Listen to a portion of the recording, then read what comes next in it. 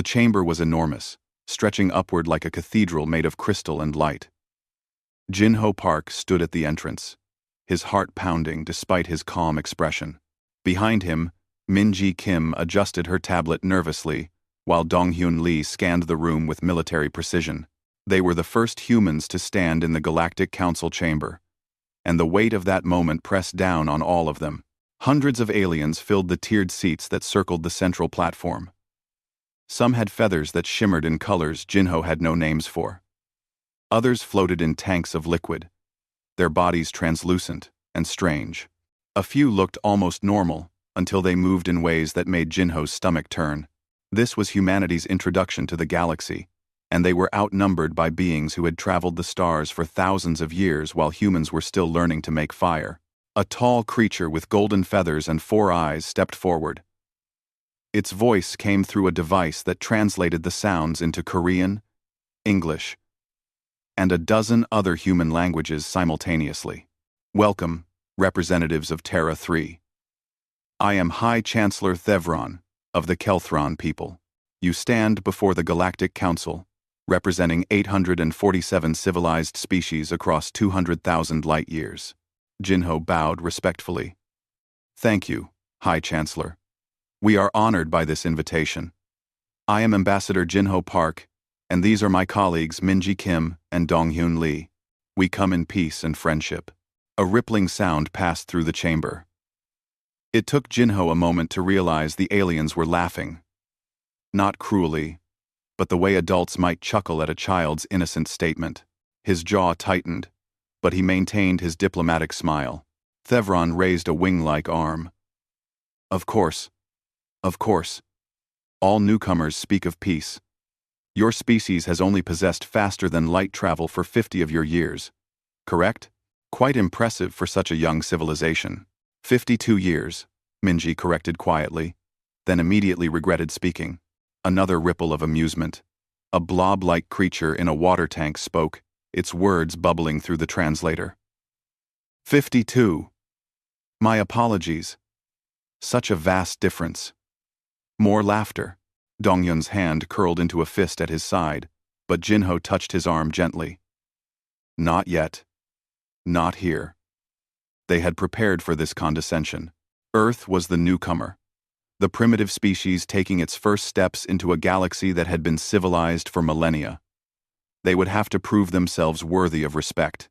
Thevron gestured to a podium at the center of the platform.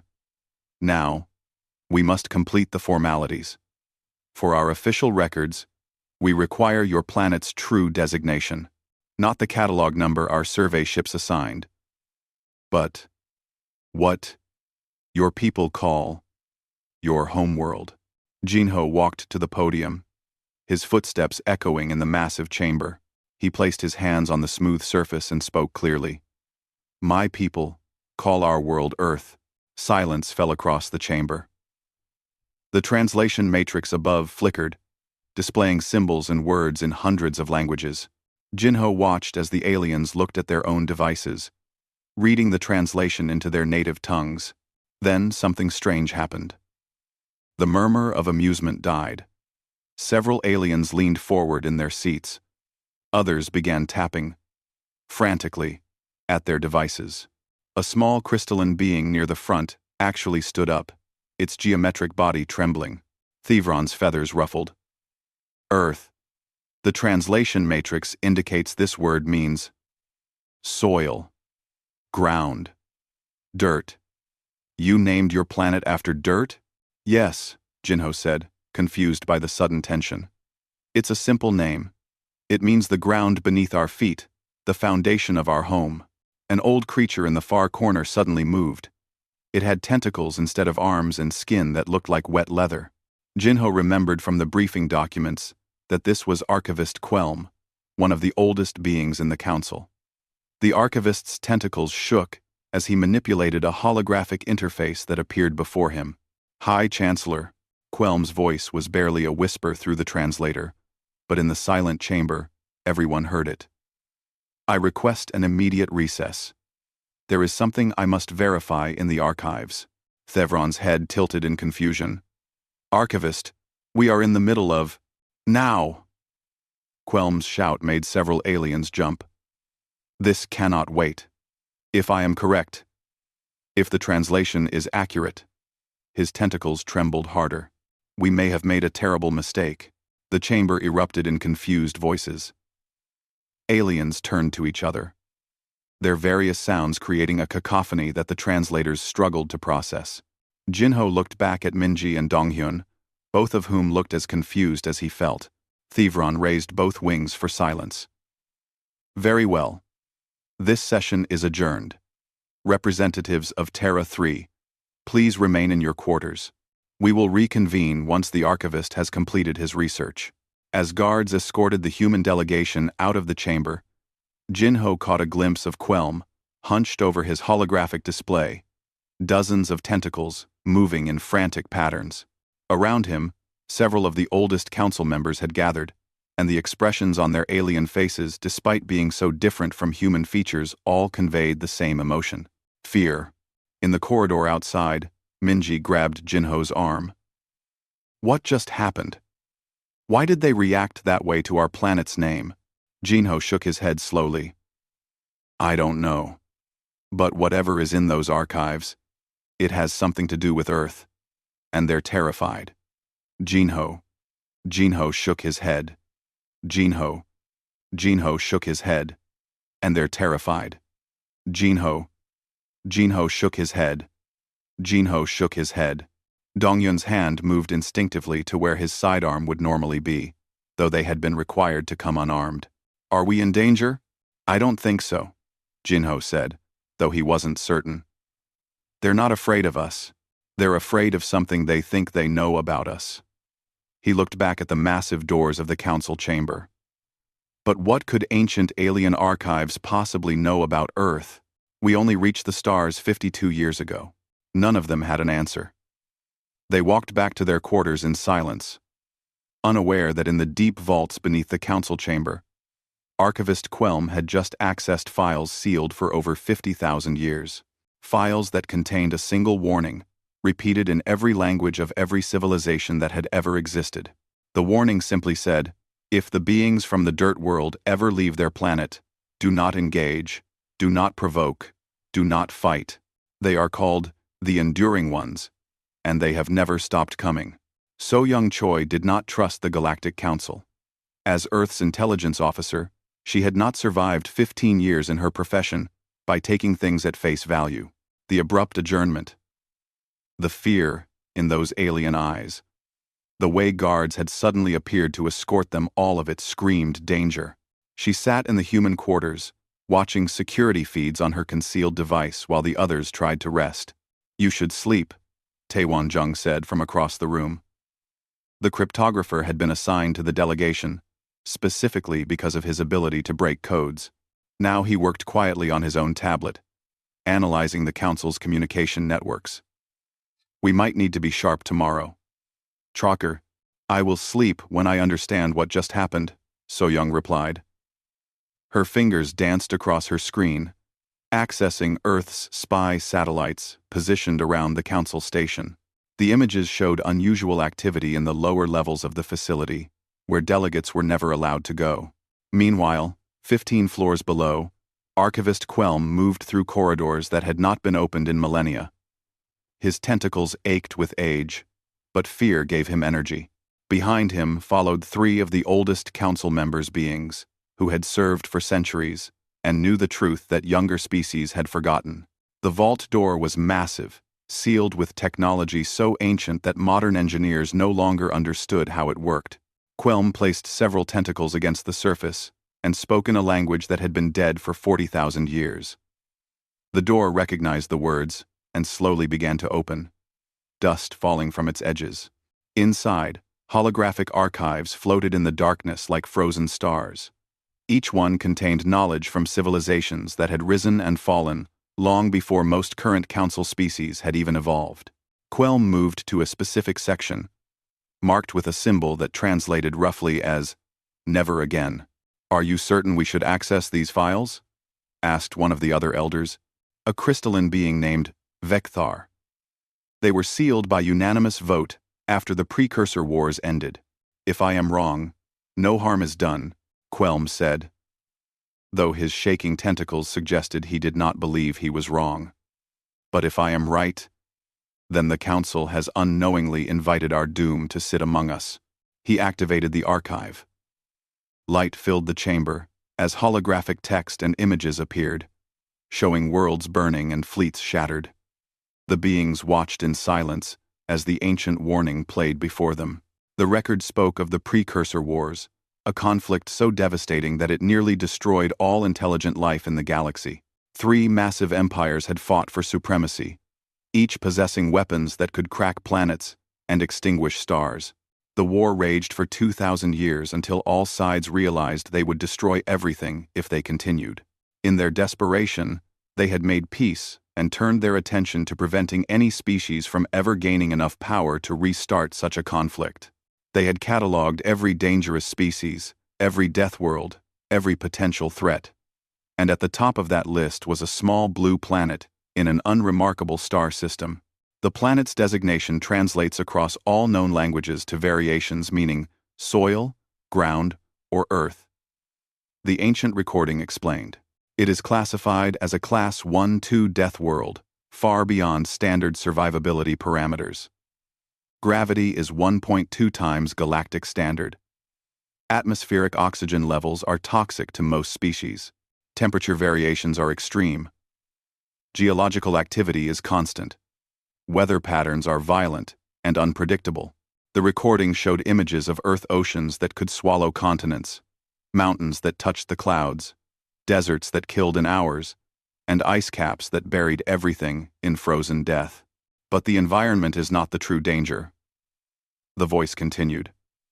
The dominant species that evolved there is the concern. They possess characteristics that make them uniquely dangerous. First, they are pursuit predators. They do not chase prey at high speed. They follow it for days until it collapses from exhaustion. Their endurance is unmatched by any known species. Quelm's tentacles tightened. He had watched the human delegation walk through the council station. They had climbed stairs that left other species gasping. They had stood for hours during the ceremony without sitting. He had dismissed it as nervous energy, but now he understood. Second, the recording went on. They form pack bonds, not just with their own kind, but with other species. Even predators. They will die for beings they have known for days.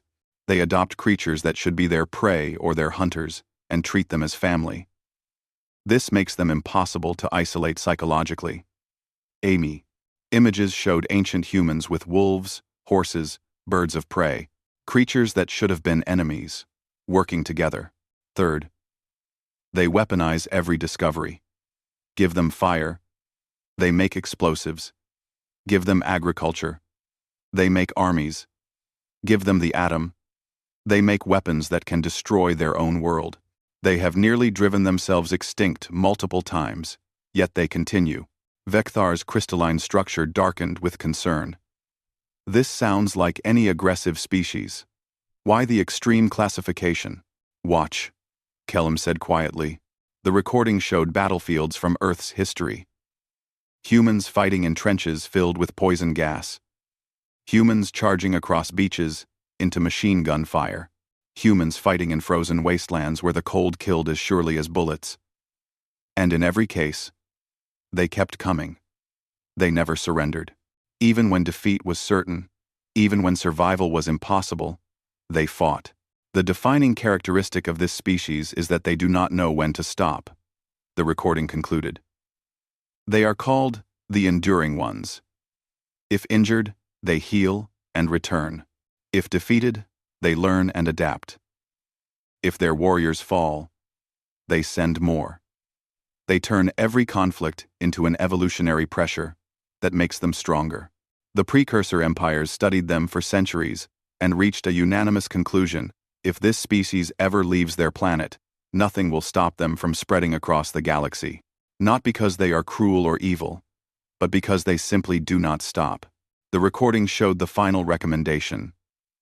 The 3 empires had agreed to place quantum barriers around Earth's solar system, making it impossible for anyone to enter or leave. They had erased its location from all star charts, and they had left a warning for future civilizations. If you find the dirt world, do not make contact. Do not provoke them. Do not give them a reason to leave. Because if the enduring ones enter the galaxy, they will inherit it not through conquest, but through simple persistence. Quelm turned off the recording. In the silence that followed, he spoke the truth they all now understood. The quantum barriers must have degraded over 50,000 years. Nobody was watching. Nobody remembered to maintain the warning. And now, they are here, sitting in our council chamber, asking to join us. What do we do? Vekthar asked. I do not know, Quelm admitted. The archives say not to fight them. But they also say not to let them spread. We have already failed at containing them. His tentacles drooped with exhaustion and fear. We must tell the council. And then we must decide if we treat them as allies or threats. Above them, unaware of the ancient fears being unearthed, Soyoung Choi watched her monitors and frowned. She could not see into the vaults. But she could see the heat signatures of multiple beings gathered in a location marked as restricted. She recorded everything and made a note to inform Ambassador Jinho. Something was happening in the darkness below. And whatever it was, it involved humanity's homeworld. 3 days after the abrupt adjournment, the council still had not reconvened. Instead, High Chancellor Thevron extended an unexpected invitation to Dong-Yun Lee.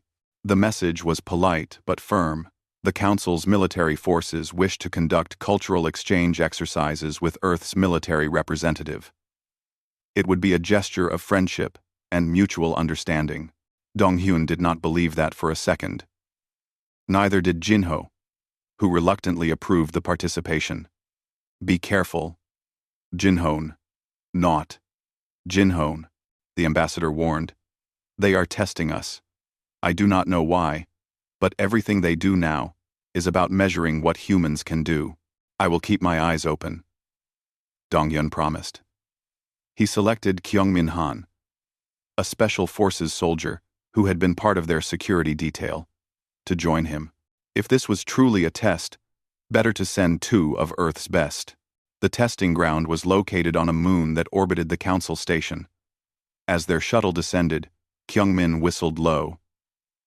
The surface was a hellscape of jagged rocks, bubbling volcanic vents, and atmosphere so thick it looked like fog. The gravity indicator on their shuttle showed 2.5 times Earth standard. The temperature outside was 55 degrees Celsius. The oxygen content was 14%, barely enough to breathe. Waiting for them was Commander Vekras, leader of the Kelthran Sky Talons, supposedly the finest military unit in the Council's forces. His golden feathers were decorated with marks of honor, and his 4 eyes studied the humans with obvious skepticism. Welcome, humans, Vekras said through the translator. This exercise will test your ability to operate in hostile conditions. You will complete a series of objectives across 72 hours of continuous operations. Food and water are provided at checkpoints, but you must reach them. Medical support is available if you need evacuation. His tone suggested he expected them to need it very soon. What are the objectives? Dong-Yun asked, studying the terrain. Survive, Vekras said simply. Navigate to 6 checkpoints across 200 kilometers. Defend those checkpoints against simulated enemy attacks. Rescue wounded soldiers in difficult terrain, all while managing equipment failure, resource scarcity, and environmental hazards. He spread his wings slightly. In 500 years of these exercises, only 12 species have completed the full course. Most request evacuation within the first day. Kyungmin and Dong-Yun exchanged glances. When do we start? Kyungmin asked. Now. The first 12 hours were brutal. The gravity made every step exhausting. The heat caused their bodies to sweat constantly, depleting their water. The thin atmosphere left them breathing hard even during rest. They climbed cliffs that crumbled under their hands, crossed volcanic fields, where the ground burned through their boots, and waded through swamps filled with things that tried to eat them. Behind them, monitored by drones, 3 Kelthran soldiers followed to observe. Within 6 hours, one of the Kelthrans collapsed from heat exhaustion. Within 10 hours, a second one fell behind, unable to keep pace. By hour 12, the third Kelthran was gasping for air and begging for evacuation. Donghyun and Kyungmin reached the first checkpoint on schedule. They treated the Kelthran's heat exhaustion with their own medical supplies, helped all 3 into the evacuation shuttle, and then continued to the second checkpoint. Commander Vekras watched the monitors in disbelief. "They should be dying," he muttered to his staff. "The heat alone should have incapacitated them hours ago." "Perhaps they are weaker than they appear and simply hide it well," suggested one of his officers. They watched as Kyungmin climbed a near-vertical cliff face in 2.5 gravity, helping Donghyun up behind him. When they reached the top, Kyungmin was breathing hard, but not collapsed. He drank some water, ate a ration bar, and then started jogging toward the next objective. "That is not weakness," Vekras said quietly. The second day was worse. Simulated enemy drones attacked their position with non-lethal weapons designed to cause pain and confusion. A massive storm rolled across the moon, bringing acid rain and winds strong enough to knock a Kelthran off their feet. Equipment failed, their water purifier broke, and they had to boil water using volcanic vents. Their communication devices stopped working, forcing them to navigate by landmarks alone. Donghyun and Kyungmin kept moving. When the acid rain burned their skin, they wrapped cloth around their exposed areas and continued. When their water ran out, they found an underground stream and purified it with techniques learned in survival training. When drones attacked them, they built defensive positions from rocks and volcanic glass and held them for hours. On the third day, they reached the final objective, a simulated rescue mission. 3 dummy soldiers were trapped in a collapsed cave system. The scenario assumed participants would need to request additional help or specialized equipment. Instead, Kyungmin and Donghyun spent 8 hours digging through rubble with their bare hands, using broken equipment as tools, until they had extracted all 3 dummies. They crossed the finish line 70 hours after starting 2 hours ahead of schedule. Commander Vekras met them personally. His feathers were ruffled in what Donghyun had learned was a sign of agitation. "How?" the Kelthran demanded. "3 of my best soldiers collapsed in half a day. You completed the entire course and finished early. What kind of training produces this capability?" Kyungmin, covered in dirt and volcanic ash, shrugged. "Basic training was harder than this. We trained in Siberia during winter. -40 degrees Celsius. Same duration. Same distance. This was warmer and had more oxygen." He paused. "Is there water? I am very thirsty." Vekras stared at him. "Warmer? You train in conditions colder than this?" "Of course," Donghyun said, accepting water from a medical officer. "Earth has many different environments. We train in deserts, jungles, mountains, frozen wastelands, underwater. Our soldiers must be able to fight anywhere." "But why?" Vekras asked. "Why make training so harsh?" "Because war is harsh," Kyungmin said simply. "You cannot control where you fight. So you prepare for everything." That evening, Vekras requested access to Earth's military history database. What he read made his feathers stand on end. Humans had fought wars for thousands of years. Wars where millions died. Wars in frozen trenches. Wars in burning deserts. Wars in jungles where disease killed as many as bullets. And humans had never stopped fighting. Never surrendered their species. Never accepted extinction. He read about a battle called Stalingrad, where humans fought over a single city for months in winter, refusing to retreat. He read about D-Day, where thousands of humans charged into certain death to liberate a continent. He read about Chosin Reservoir, where surrounded soldiers fought their way through frozen mountains rather than surrender. With shaking hands, Vekras wrote a report to the Galactic Council. His recommendation was simple and direct. These beings treat war like breathing. They have turned conflict into their natural state. They possess endurance that exceeds our best soldiers by orders of magnitude. They do not know how to quit. Recommend immediate diplomatic appeasement and full integration into council. Making them enemies would be suicide. He sent the report and then sat in silence, wondering what kind of world could produce creatures like this. What horrors had Earth inflicted on its children to make them so strong? And if humans could do this after only 50,000 years of recorded history, what would they become in another 50,000 years? Commander Vekras decided he did not want to find out from the wrong side. The emergency council session was called 10 days after the humans first arrived. The chamber was packed with representatives from every major species, and the tension was thick enough to cut. Jinho Park stood at the central podium once again, but this time the atmosphere was completely different. No laughter, no condescension, just hundreds of alien eyes watching him with something that looked uncomfortably like fear. High Chancellor Thevron opened the session with obvious reluctance. Representatives of Earth, what I am about to share comes from archives sealed for 50,000 years.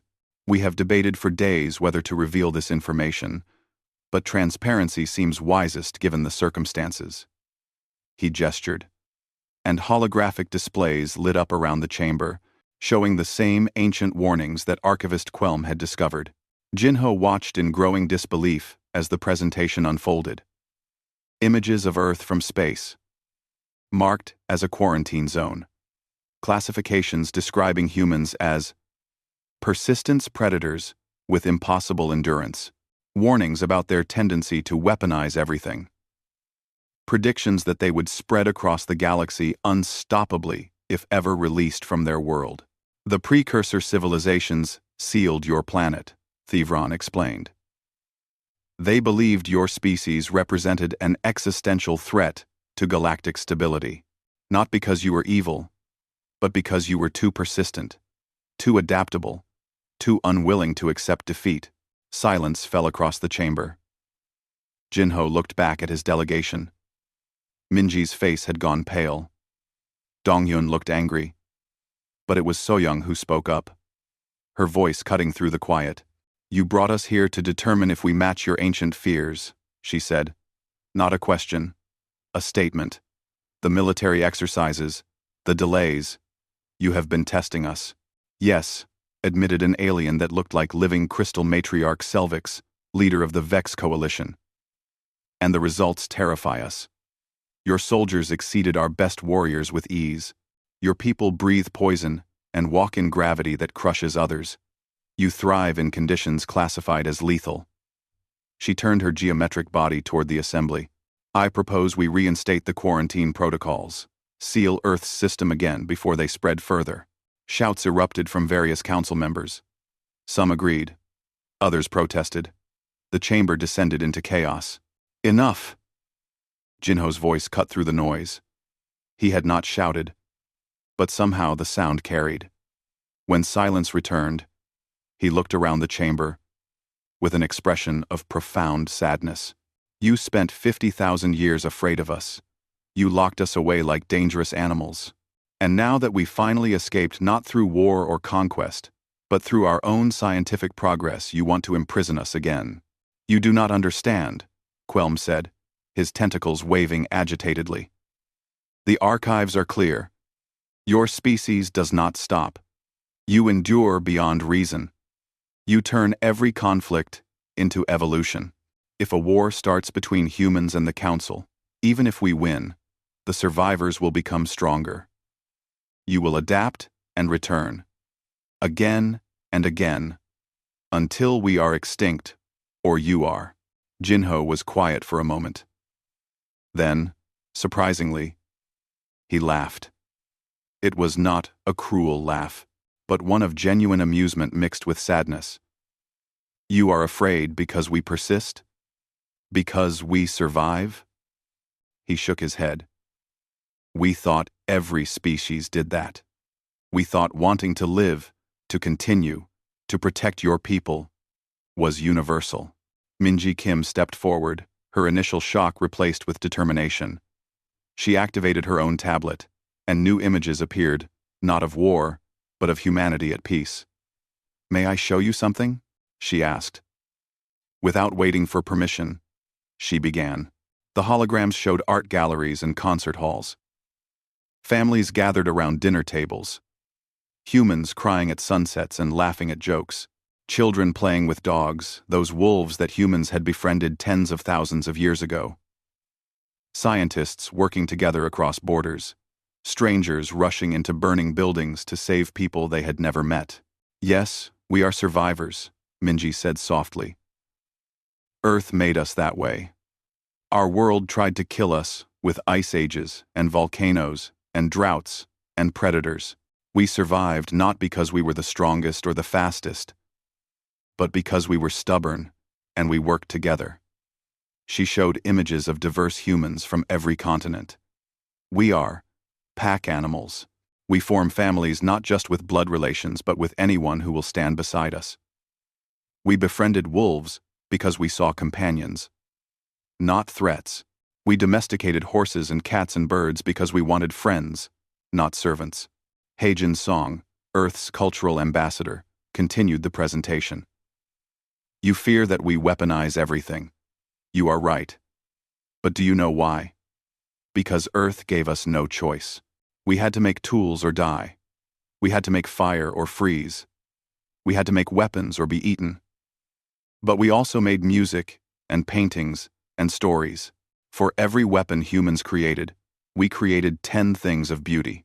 She showed them human music, everything from ancient drums to modern symphonies. She showed them paintings that captured emotions in color. She showed them the International Space Station, built by dozens of nations working together. "We fight when we must, but we dream when we can. And we have spent 50 years dreaming of this moment, the moment we learned we were not alone." Young Wu Kang, a xenopsychologist who had been quiet until now, spoke up. "Your archives describe us as persistence predators. That is true. Our ancestors hunted by chasing prey until it collapsed from exhaustion.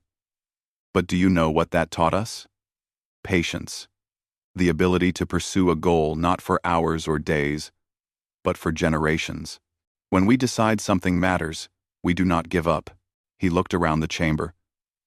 "You have spent 50,000 years fearing us. We have spent 50 years hoping we were not alone in the universe. We hoped there were others out there, friends we had not met yet, family waiting among the stars. Which of us was actually isolated? You, by your fear, or us, by our hope?" The chamber was silent. Jinho saw something shift in the expressions of the aliens around him. The fear was still there, but now it was mixed with something else, understanding. Perhaps, or shame. Archivist Quelm moved forward slowly, his ancient body trembling. "The archives called you the Enduring Ones. They said you would inherit the galaxy through persistence alone, but they were written by species at war, paranoid and destructive." His tentacles reached out, and Jinho understood it was a gesture of peace in Quelm's culture. "Perhaps the archives were wrong, not about what you are, but about what that means. Perhaps you do not conquer through persistence. Perhaps you endure together, with anyone willing to stand beside you." High Chancellor Thevron looked at the assembly. "The question before us is simple. Do we treat Earth as the threat the ancients feared? Or do we treat them as the allies they claim to be?" Matriarch Selvix, who had called for quarantine, was silent for a long time. Finally, her crystalline structure brightened, a sign of decision. "I withdraw my proposal. If we imprison them out of fear, we become what the precursors were, paranoid warmongers who saw threats everywhere. The humans have offered friendship. I vote we accept it and see what kind of galaxy we can build together." One by one, species voted. Some reluctantly, some enthusiastically. But the decision was overwhelming. Earth would be admitted as a full council member, with all rights and responsibilities that entailed. As the session ended, Thevron approached Jinho privately. I must ask, if we had voted for quarantine, what would you have done? Jinho considered the question carefully. We would have gone home, warned our people, prepared for the day you changed your minds, or the barriers failed again, and we would have kept reaching for the stars, because that is what we do. We endure. We persist. We never stop hoping for something better. He smiled. I am glad we do not have to do this as enemies. So am I, Thevron admitted. Though I suspect the galaxy will never be the same now that humans walk among us. Probably not, Jinho agreed. But maybe that is not a bad thing. 6 months after Earth joined the Galactic Council, Jinho Park stood in his new office overlooking the station's observation deck. Ships from hundreds of worlds moved through space beyond the windows. A sight that still filled him with wonder. They had done it. Humanity had joined the galactic community. The dream that had driven humans to the stars was real. Then the emergency alert sounded, and everything changed. The briefing room filled rapidly with council members and military commanders. High Chancellor Thevron looked older than he had 6 months ago. His golden feathers dulled with stress. The situation is catastrophic, he began, without preamble. 3 days ago, our deep space monitors detected the return of an ancient threat, the Voidborn. Holographic displays showed a swarm of dark shapes moving through space, consuming everything in their path. They were not ships in any traditional sense, but living creatures that existed in the vacuum, feeding on energy and matter indiscriminately.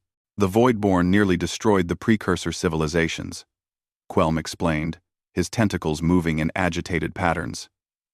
They appear every 50,000 years, emerging from deep space. The last time, the 3 empires united to drive them back.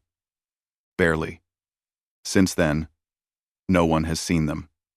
Until now. Commander Vekras activated another display showing defensive positions. We have been fighting for 2 years.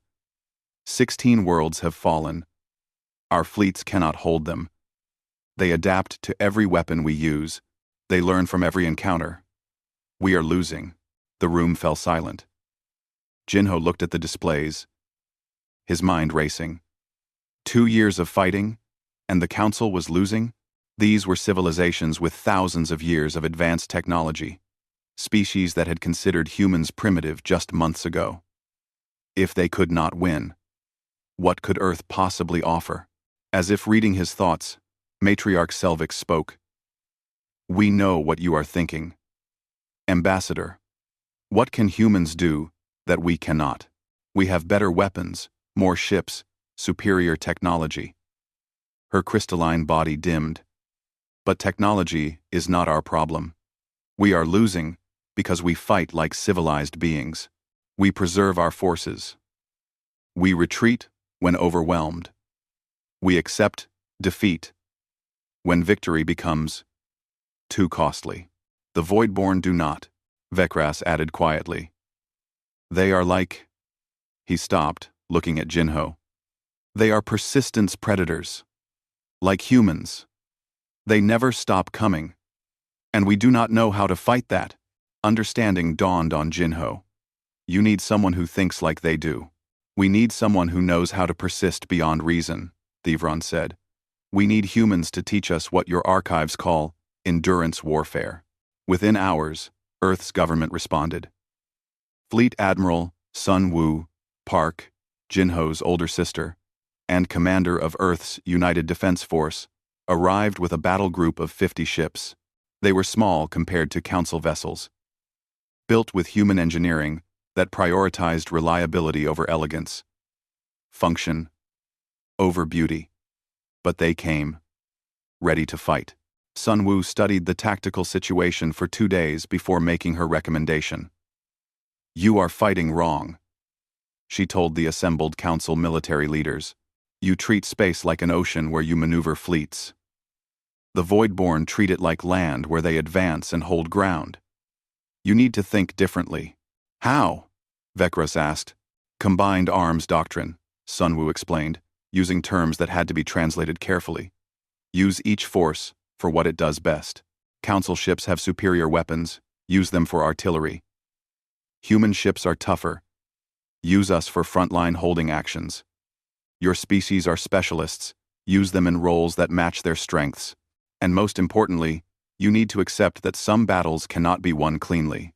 She showed them battle plans from Earth's history.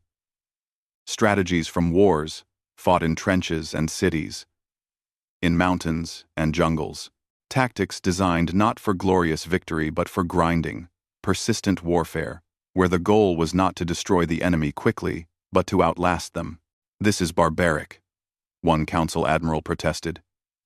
You are describing wars of attrition. We stopped fighting that way millennia ago. Then you will lose, Sunwoo said bluntly. Because the Voidborn are fighting a war of attrition whether you accept it or not. The question is whether you are willing to fight the same way. The council approved her plan out of desperation more than conviction. 3 weeks later, at a strategic choke point called the Nexus Corridor, the new combined fleet made its stand. Captain Daeho Nam commanded the human contingent 20 ships, positioned at the corridor's narrowest point.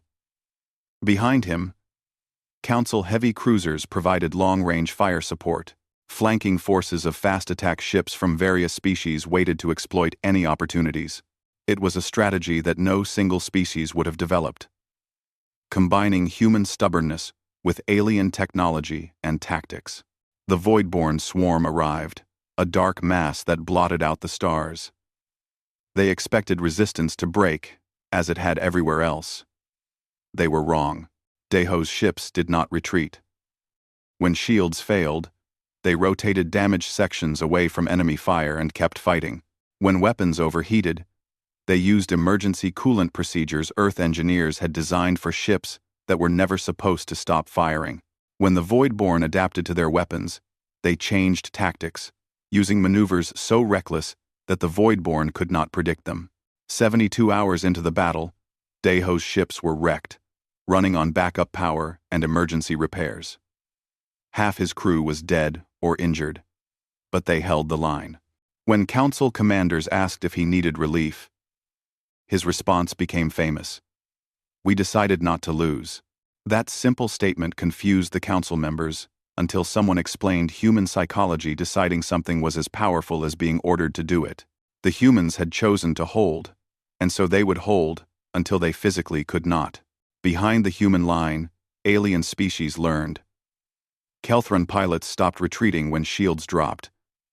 Instead, following human examples of aggressive defense, Vex ships began rotating damaged sections, maximizing their fighting time. Engineers from a dozen species worked together to repair vessels mid-battle, using improvised techniques that would have horrified their designers but kept guns firing. Engineer Ji-hyun An became legendary during this period. She moved between ships in a maintenance pod, performing repairs that should have required shipyards. She cannibalized, destroyed vessels for parts, creating hybrid systems that merged human engineering with alien technology in ways neither species had imagined. How did you make a Kelthran power core work with human weapons? A council engineer asked in amazement. Ji-hyun shrugged, covered in grease and exhaustion.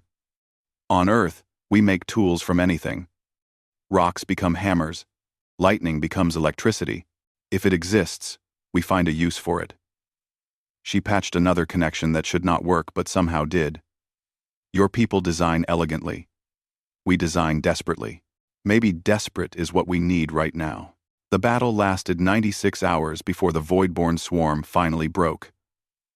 Not destroyed, they did not die easily, but scattered and retreating.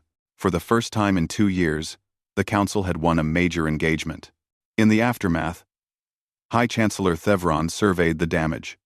Every human ship was damaged beyond normal repair standards, held together by improvisation and willpower. Casualties across all species were heavy. By any civilized measure, it was a Pyrrhic victory at best, but they had won. More importantly, they had learned. Over the following months, the war turned.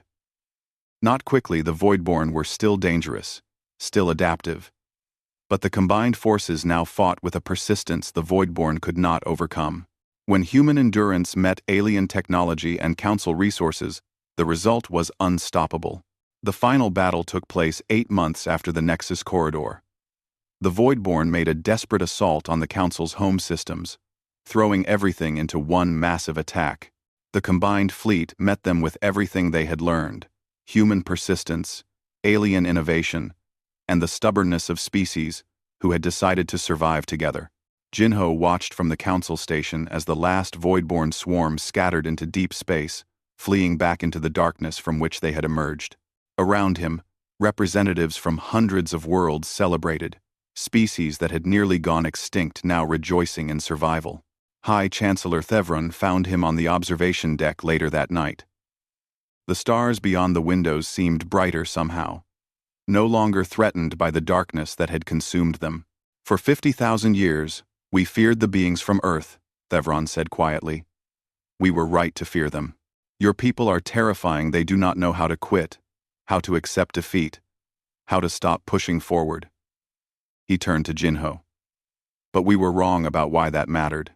We thought you would conquer us. Instead, you taught us that we could endure anything if we stood together." "The archives called us the Enduring Ones," Jinho said. "But endurance means nothing if you endure alone. We survived Earth because we worked together, humans, supporting humans. Now we survive the galaxy the same way. Everyone. Together." Thevron's feathers rustled in what Jinho had learned was the Kelthran version of laughter. "Your sister said something interesting after the Nexus Corridor. She said that humans do not fight to conquer. They fight to protect what they care about." He looked at Jinho.